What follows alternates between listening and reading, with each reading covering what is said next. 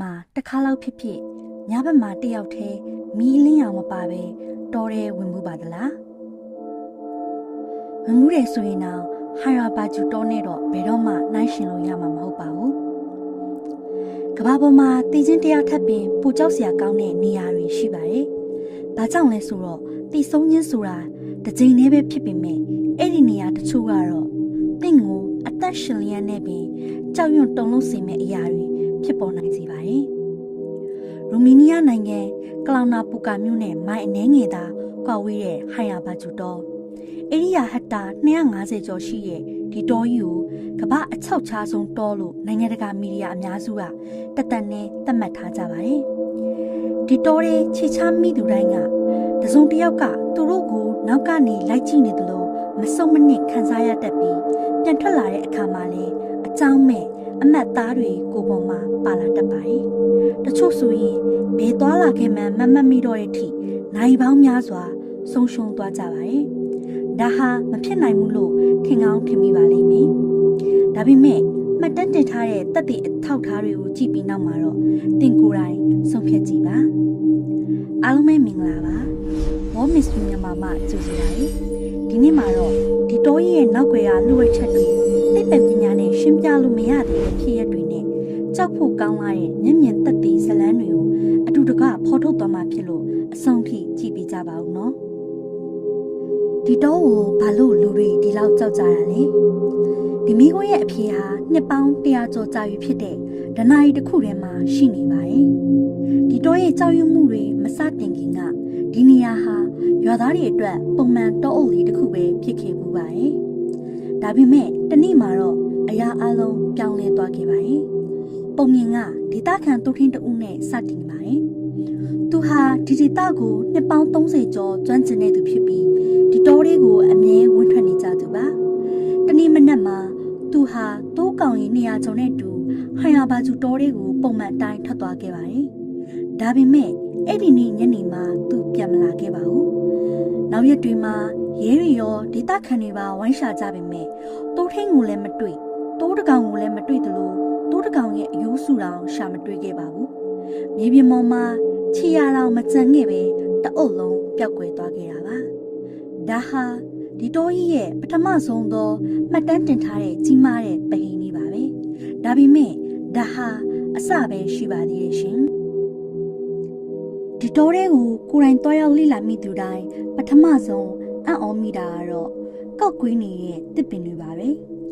ပုံမှန်တစ်ပင်တွေကနေအောင်ကြည့်ရဖို့အပေါ်ကိုတိတ်တိတ်ကြီးထွားကြပေမဲ့ဒီတောတွေကတစ်ပင်တွေကတော့ထူးဆန်းစွာနဲ့90ဒီဂရီလောက်ထိလှည့်ပြီးကောက်ကွေးနေကြပါတယ်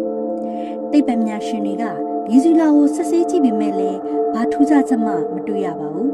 မြေစီလွာရောယောဂပူမရောအလုံးပုံမှန်ပါပဲဒီကောက်ကွေးမှုဟာဘာကြောင့်လဲဆိုတာကိုသိပ္ပံပညာရှင်တွေဒီနေ့ထိရှင်းမပြနိုင်သေးပါဘူးရုပ်ပိုင်းဆိုင်ရာထူးခြားချက်ဟာတစ်ပင်နဲ့ပဲမဆုံးပါဘူးဒီတောတွေဝင်းမိသူတွေရဲ့ကျမကြီးကိုပါထိခိုက်တတ်ပါတယ်2000ပြည့်နှစ်ကစပြီးတောတွေဝင်ခဲ့တဲ့ခီးသွွား200ကျော်ဟာစေးရုံတက်ခဲ့ရတယ်လို့မှတ်တမ်းတွေမှာရှိခဲ့ပါတယ်သူတို့တွေဟာခေါင်းမူတာအော့အန်နာဘယ်ရောက်နေမှမသိပဲအသိမိတာတွေဖြစ်တတ်တယ်လို့အရေးပြားပေါ်မှာလည်းအကြောင်းရင်းမရှိပဲမီးလောင်ရလို့အမတ်သားတွေပေါ်လာတတ်ပါတယ်သိပ္ပံပညာရှင်အချို့ကတော့ဒါဟာတလိုက်စကွင်းတွေကြောင့်ဒါမှမဟုတ်မြေရောက်ကဓာတ်ငွေ့တွေကြောင့်လို့ယူဆကြပေမဲ့တိုင်းတာမှုတွေအရတော့အားလုံးကပုံမှန်ပဲဖြစ်နေပါတယ်ရှင်ဒီတော့ကဘာတိနာမည်ကြီးစီခဲ့တဲ့ဖြစ်ရပ်ကတော့1968ခုနှစ်မှာဖြစ်ခဲ့တာပါ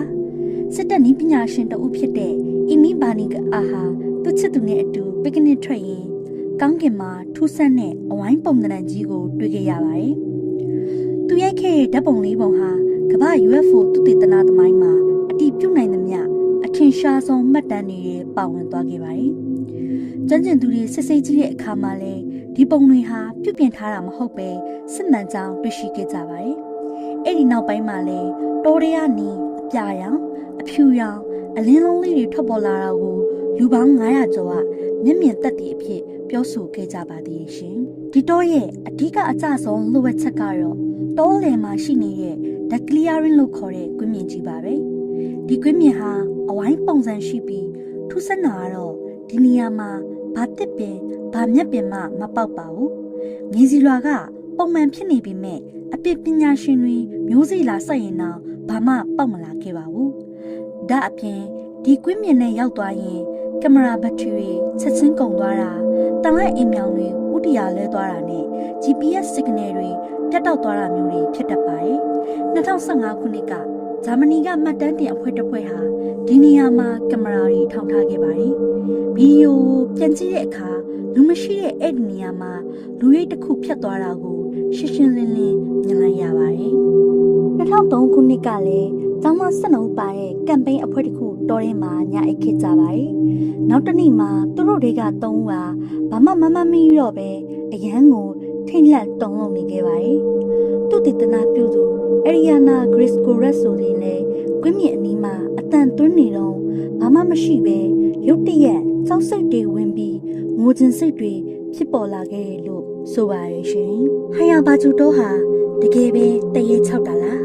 ဒါမှမဟုတ်ကျမတို့မသိသေးတဲ့တခြားကဘာတစ်ခုကိုကူပြောင်းနိုင်တဲ့ဝင်မောင်းတစ်ခုလား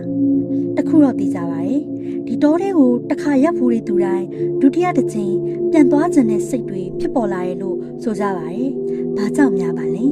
တင်ရောဘလို့ထင်ပါလဲတင်ရဲ့ထင်မြင်ချက်ကိုကွန်မန့်မှာရေးပြခဲ့ကြပါဦးနော်